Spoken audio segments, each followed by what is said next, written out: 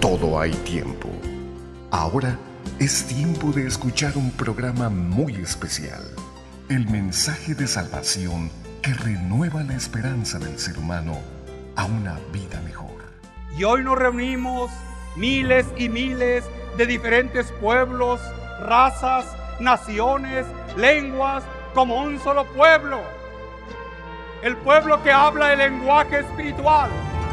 El pueblo que habla el idioma de Dios. El amor, la esperanza, la fraternidad y el compañerismo espiritual. La experiencia de un equipo de profesionales para ofrecerle como resultado un programa con sentido fraterno. La luz del mundo hoy. El programa con sentido fraterno.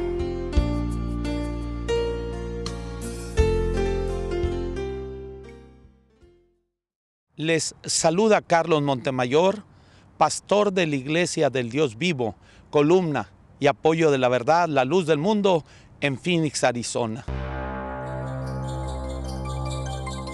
El día de hoy, su programa La Luz del Mundo te habla hoy. Este programa de actualidad quiere ponerte a meditar en unas palabras. ¿Sabes tú qué significa?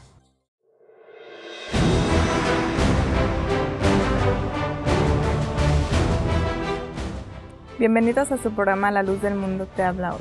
Les agradecemos que esté con nosotros durante los próximos 30 minutos. Disfrute de esta edición.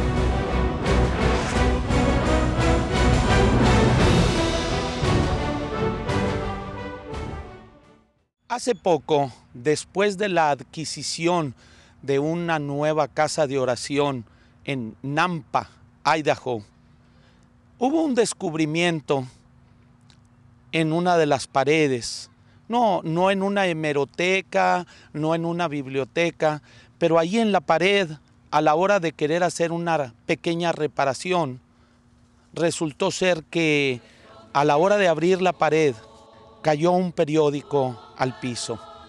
Y al abrirlo, era muy antiguo. 6 de abril de 1926. Así era en la fecha.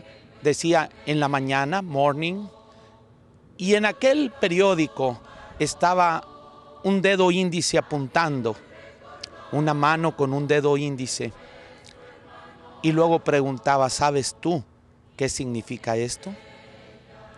Yo pienso que en el año de 1926 nadie podía saber qué significaba esa mano, ese dedo apuntando.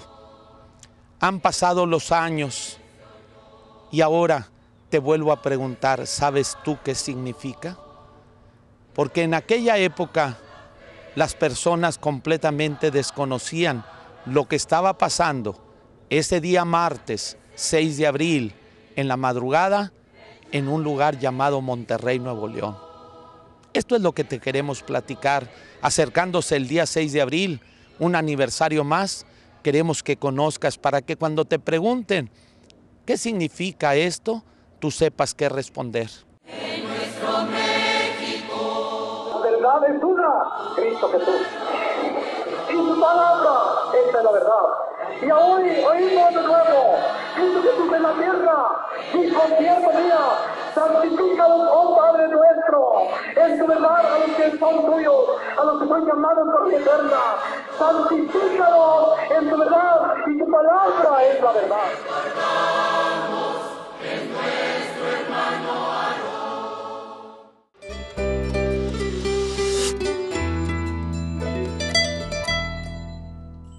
Qué bueno que sigue con nosotros. Continúe viendo su programa La Luz del Mundo te habla hoy.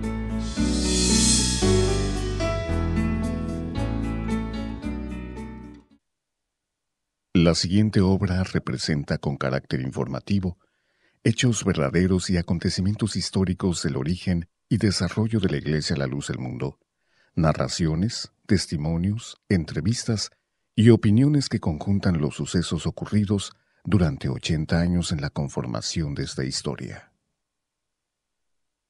Esta copa es la sangre derramada por Cristo el Señor en el lavacro de la cruz.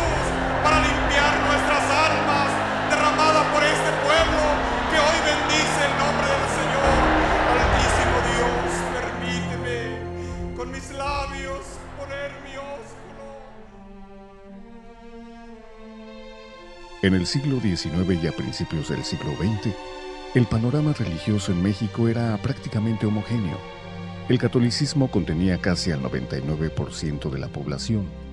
El país estaba muy lejos de ser el centro de atención de un movimiento religioso distinto, y si algunos aparecían, eran los conformados por organizaciones extranjeras consideradas como intrusas.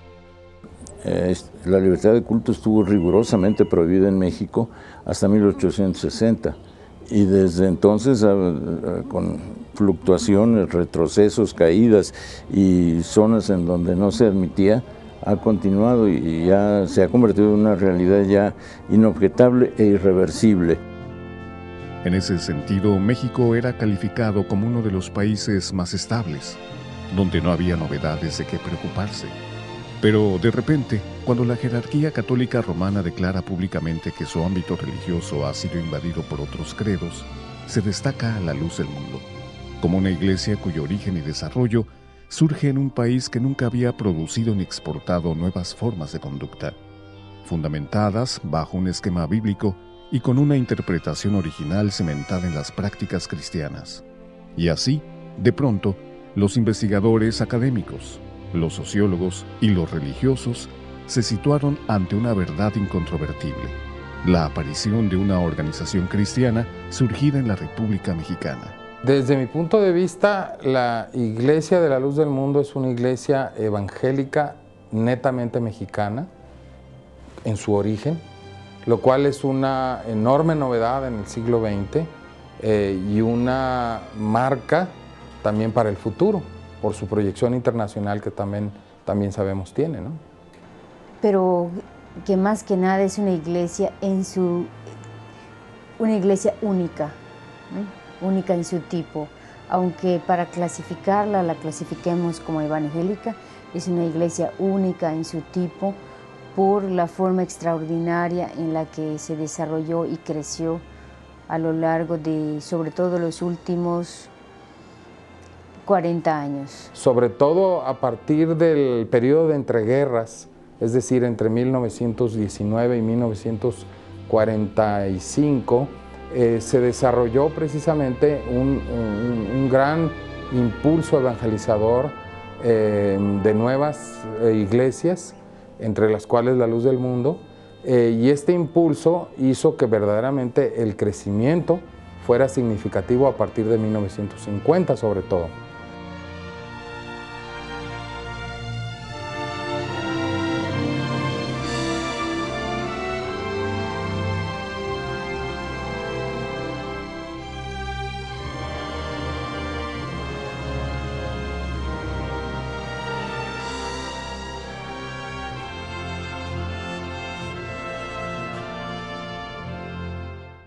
El 6 de abril de 1926 es una fecha para la Iglesia La Luz del Mundo muy memorable.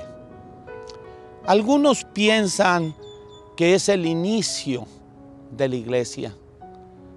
Yo estoy seguro que en los días que llegó nuestro Señor Jesucristo a la tierra y que Él se acerca a Juan el Bautista para ser bautizado, y al día siguiente, al caminar por la ribera del río, dijo aquel hombre llamado Juan: «He ahí el Cordero de Dios que quita el pecado del mundo». Dos de los discípulos de él fueron y se acercaron a Jesús y le dijeron: «Rabí, ¿en dónde moras?». Era el inicio del cristianismo.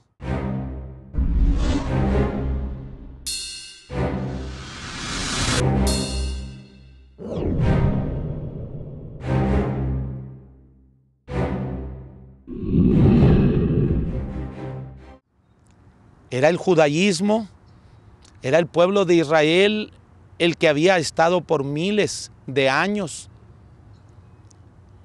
¿Y cuántos de ellos habrán dicho: ¿cómo va a ser verdad esto que es nuevo? Esto que apenas comienza. No, Jesucristo era la respuesta al pueblo de Israel, prometida por Dios, el Mesías prometido. Pero ellos no lo entendían de esa manera.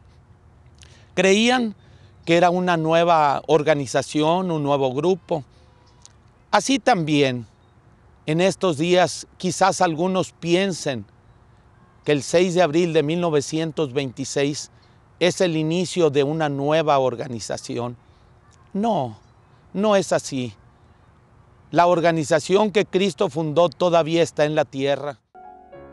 Aarón Joaquín González, apóstol de Jesucristo y célebre iniciador de la restauración de la Iglesia, la luz del mundo en el siglo XX. Nació el 14 de agosto de 1896 en Colotlán, Jalisco, hijo de Santiago Joaquín y Margarita González, de quienes recibió el nombre de Eusebio. Debido a levantamientos armados, se trasladó junto con sus padres y hermanos a Tlaltenango, Zacatecas, donde pasó su niñez. En su instrucción primaria hubo tal dedicación que le otorgaron una beca para estudiar en la Escuela Normal del Estado, y al término de sus estudios regresó como maestro rural a Tlaltenango, donde le ofrecieron hacerse cargo del primer grado de primaria en la misma escuela a la que había asistido, dedicándose íntegramente a apoyar a esa comunidad de donde había emergido.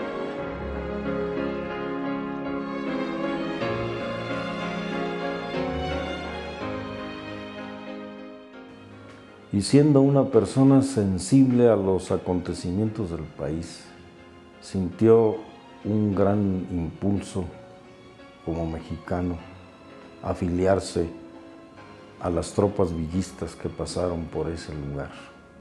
Posteriormente, las circunstancias favorecieron su ingreso al ejército constitucionalista, donde dio muestras de carácter, de obediencia y disciplina, que lo hicieron merecedor de grados que le favorecieron el respeto, el reconocimiento y la admiración de sus compañeros y jefes, entre ellos Juan Villalobos, Marcelino García Barragán, Paulino Navarro y Alejandro Cuevas. Una ocasión visitó a sus padres en la ciudad de Guadalajara y fue invitado a una reunión donde conoció a la señorita Elisa Flores, joven educada, sencilla y amable, con quien contrajo matrimonio. Una vez casado, se reintegró al ejército, pero ya unido a su esposa, fiel compañera de toda la vida. Posteriormente envió su petición de baja a la Secretaría de Guerra y Marina, requisitando las obligaciones del orden jurídico y habiendo mantenido siempre limpia su hoja de servicio militar. Más tarde decidió irse junto con su esposa a radicar a la ciudad de Monterrey. En los últimos meses de 1925 ocurrió un suceso aparentemente simple que cambiaría por completo el destino del joven Eusebio. Siendo amante de la lectura, un día llegó a sus manos el libro de los libros, la Biblia. Con entusiasmo se dedicó a la lectura del libro sagrado, encontrando grandes enseñanzas de Cristo y de sus apóstoles, entre las cuales encontró el amor, la misericordia, el perdón, la compasión. Más adelante, conoció él a un grupo religioso en donde encontró parte de lo que había leído en la Sagrada Escritura. Transcurrieron los días y fue teniendo un mayor contacto con el grupo de personas que se llamaban hermanos. El mayor interés consistía en escuchar y practicar las insignes enseñanzas bíblicas.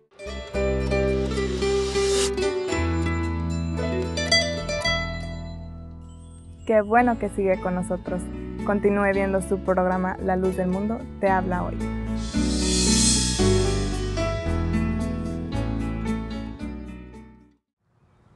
Esa fecha marcada que al cantar en un canto decimos, los siglos pasaron, pero se cumplió.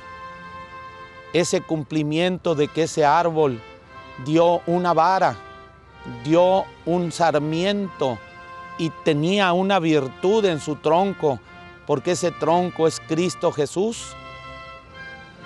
Nosotros estamos seguros que es la restauración de la única iglesia de Cristo, la primitiva iglesia, la que Él fundó con sus apóstoles, la que Él estableció como fundamento y dijo: sobre esta roca voy a edificar mi iglesia, hablando de Él como roca principal, hablando de Él como la piedra del ángulo, como la roca del escondedero del viento.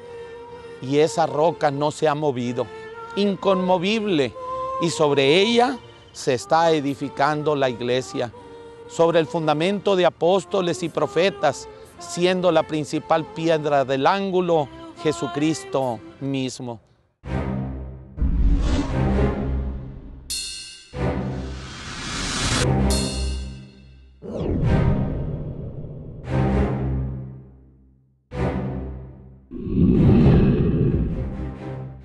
...6 de abril de 1926...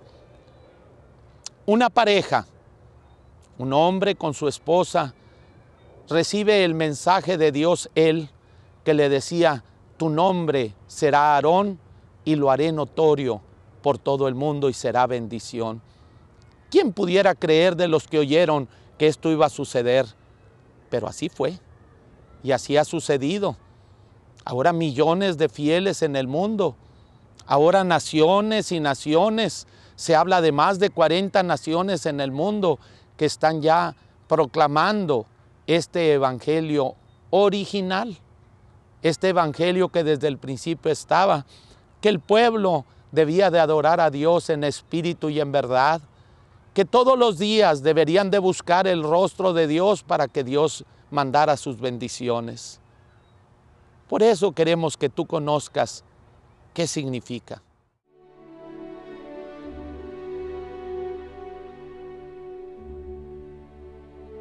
Dios le habló el día 6 de abril del año de 1926 a través de una manifestación, a través de una visión espiritual. Dios le dijo: tu nombre será Aarón, haré notorio tu nombre por todo el mundo y serás para bendición. Y esa promesa que Dios le hiciera hace 80 años ha tenido hoy un fiel cumplimiento.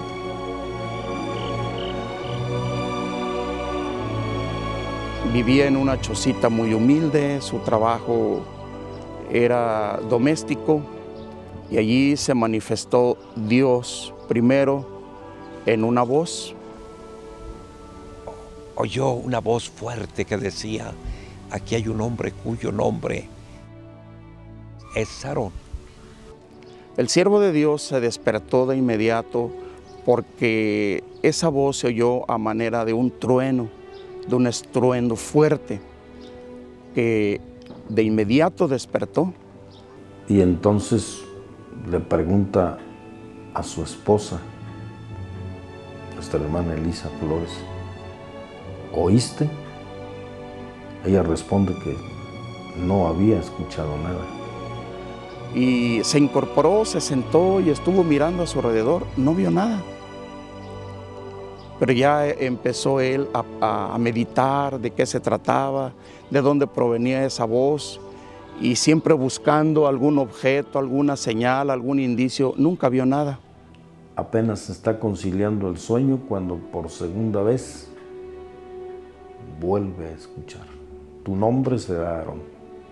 Y en la segunda manifestación que nuestro hermano Aarón tuvo del llamamiento de Dios, fue que miró una mano semejante a la mano humana, que se estampaba como en una pared, y con el índice le señalaba: tu nombre será Aarón.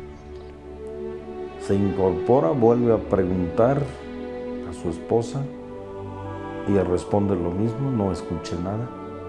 Entonces él se extrañaba en parte porque no estaba acostumbrado a haber oído antes la voz de Dios, ni sabía que Dios hablara a los hombres. Sin embargo, esto ya también lo impactó. Y le dijo la hermana Elisa: yo creo que tú estabas soñando. ¿Por qué no te acuestas? Duérmete, descansa. Y así lo hizo el siervo de Dios, nuestro hermano Aarón. Vino la tercera vez la voz de Dios. Y en la tercera manifestación, al abrir sus ojos, ya no vio cubierto el techo de su cuartito, ya vio una expansión del cielo abierta. No veía el techo, sino el firmamento, el cielo, las estrellas empezaban a a moverse, a acomodarse, como si alguien las estuviera ordenando como un ejército. Una multitud de estrellas tintilantes y que se unían formando un nombre. Empezaron a formarse las letras, tu nombre será Aarón, y lo haré notorio por todo el mundo y serás de bendición. Y así pasó el tiempo, hasta que poco a poco fue manifestando Dios que aquella visión no era en sí solamente una visión, sino un llamamiento al apostolado. Tu nombre será Aarón, lo haré notorio por todo el mundo y será de bendición. Él fue el único testigo del extraordinario suceso aquella noche, el llamamiento para ejercer el ministerio del apostolado. Evidentemente, este es un acto de fe. Él iba, con una decisión de que Dios le había hablado y iba a cumplir con un mandamiento.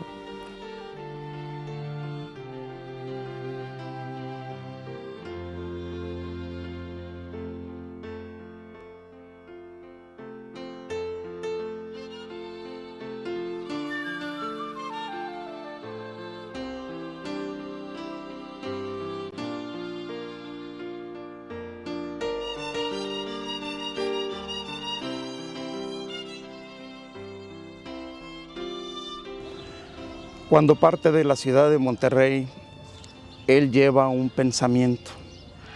Si Dios quiere que yo salga de aquí y que lleve su mensaje, creo que mis familiares y los familiares de mi esposa son los primeros que deben de saberlo.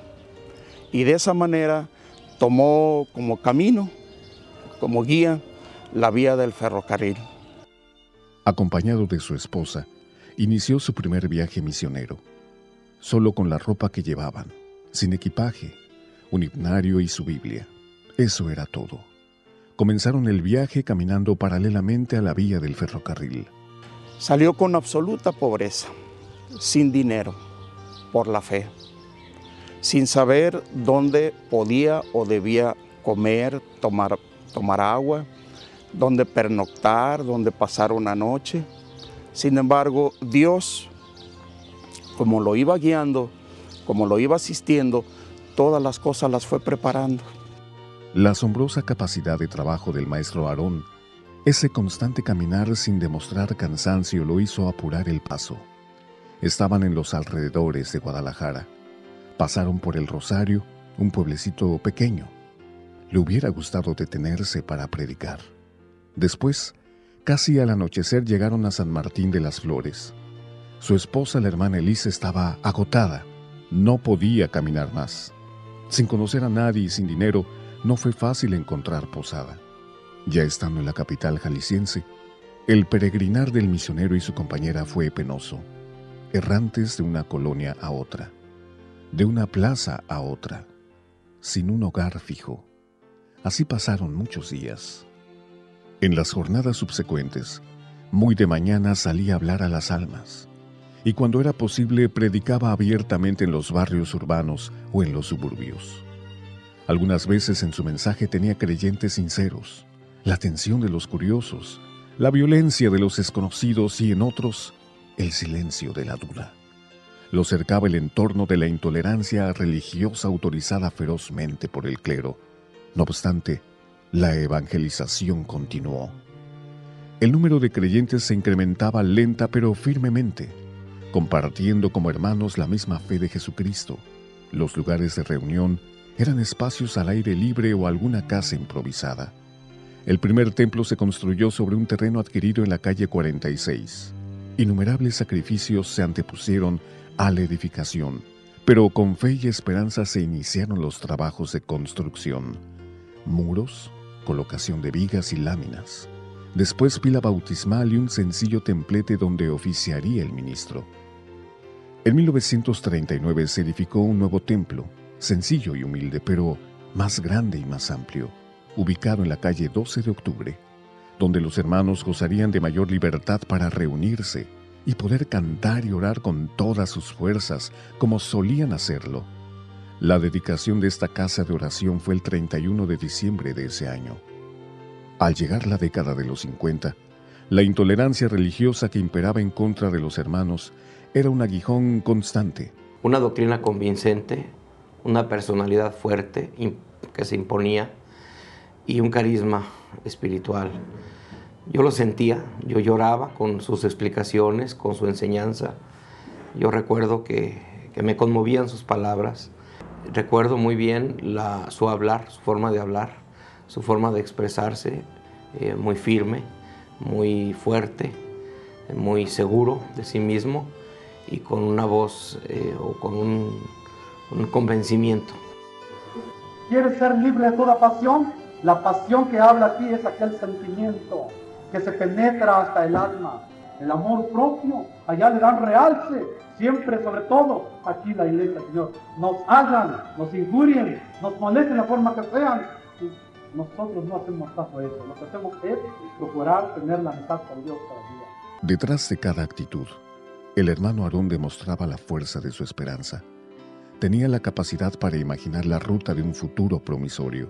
Sus cualidades determinaron las acciones que abrieron camino hacia el desarrollo espiritual y material de la comunidad.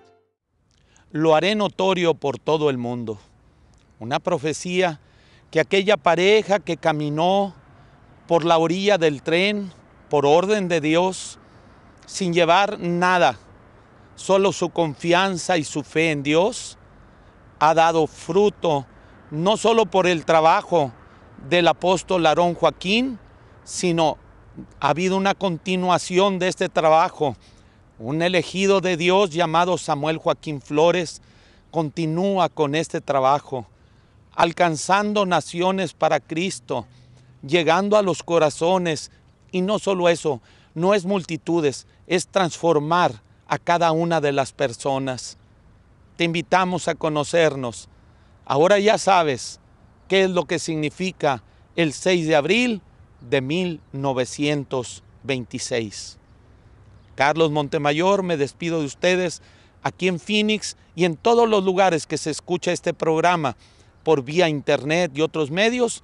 Que Dios los bendiga y que Dios los guarde en el nombre de Jesucristo.